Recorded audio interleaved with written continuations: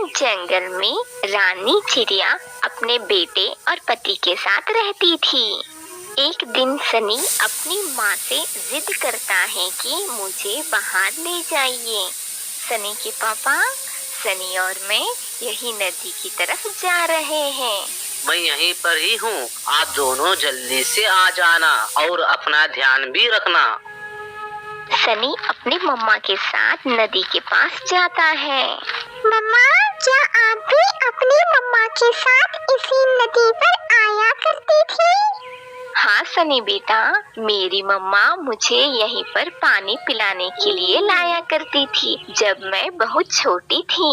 क्या आपकी मम्मा आपसे प्यार करती थी? हाँ बेटा, मेरी मम्मा मुझसे बहुत प्यार करती थी। क्या आप भी मुझसे उतना ही प्यार करते हो जितना आपकी मम्मा आपसे करती थी? हाँ बाबा, हाँ, जितना मेरी माँ मुझसे प्यार करती थी उससे ज्यादा मैं आपसे प्यार करती हूँ बेटा। जब मैं छोटी थी बिल्कुल आपकी तरह ही अपने माँ से सवाल किया करती थी। सनी और चिड़िया इसी तरह से बात कर रहे थे कि अचानक पीछे से एक चील आती है और सनी को अपने मजबूत पंजों में उठाकर वहाँ से भाग जाती है। चिड़िया को मौका ही नहीं मिलता सनी को उस चील से बचाने का। वो तो रोने लग जाती है। मेरा सन्नी, मेरे बेटे को बचाओ कोई, वो चील मेरे बेटे को उठाकर ले गई है, वो मार देगी मेरे बेटे को, मेरे बेटे को वो मार देगी। फिर वो वापस अपने घर जाती है। उठाकर ले गए जी, मेरे बेटे को चील लेकर गई, वो मेरे सनी को मार देगी। कुछ कीजिए सनी के पापा, कुछ कीजिए वरना वो चील हमारे बच्चे को मार देगी। क्या ये क्या हो गया? मैं बचाऊंगा अपने बेटे को, आप शांत हो जाओ रानी, वो चील अभी नहीं खाएगा हमारे बेटे को। मेरे पिताजी कहा करते थे कि चील अपना शिकार रात को खाते हैं। अब क्या करें हम, वो चील तो बहुत शक्तिशाली है। चलो हम दूसरे पक्षियों के पास चलते हैं, उनसे मदद मांगकर कोई योजना बनाते हैं। वो दोनों पति पत्नी कबूतर के पास जाते हैं।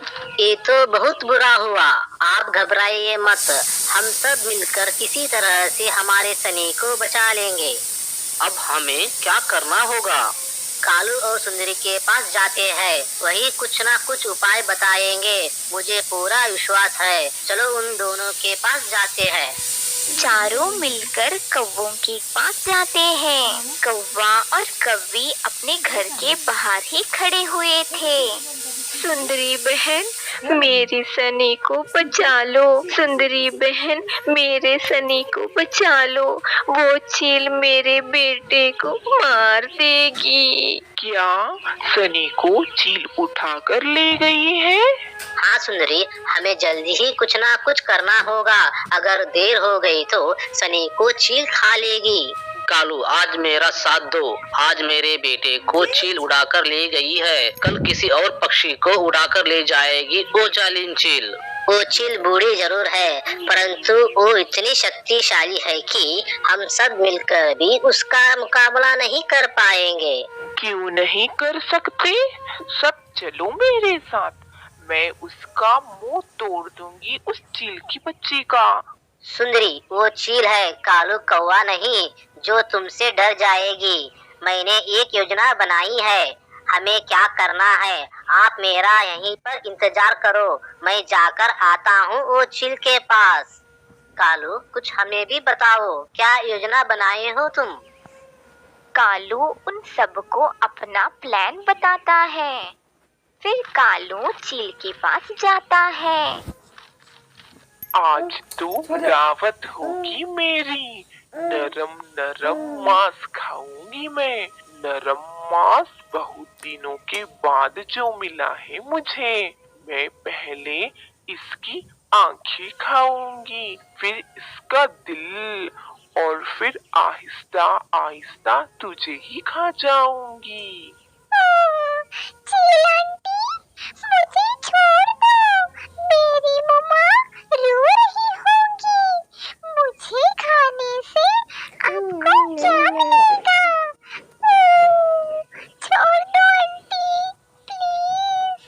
पागल, क्या मिलेगा मुझे तुझे खाकर?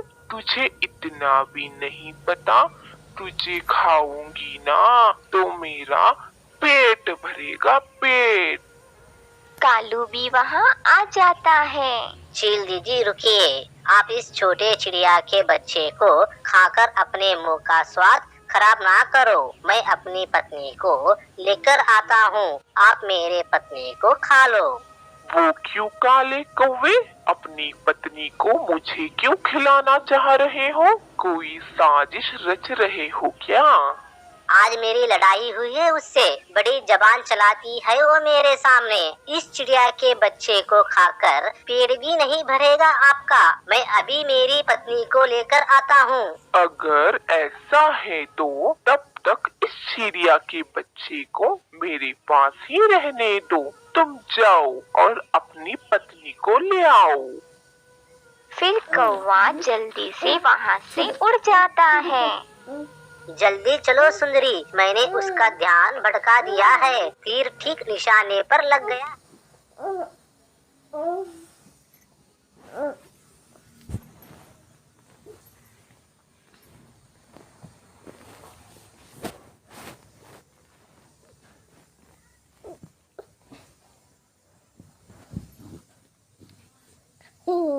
कौन कबूतर हवा का तुझे ढूंढू?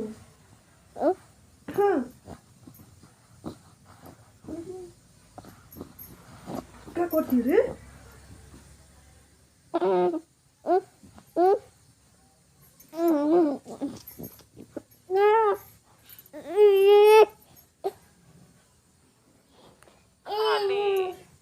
फिर कालू सनी को वहाँ से लेकर चला जाता है।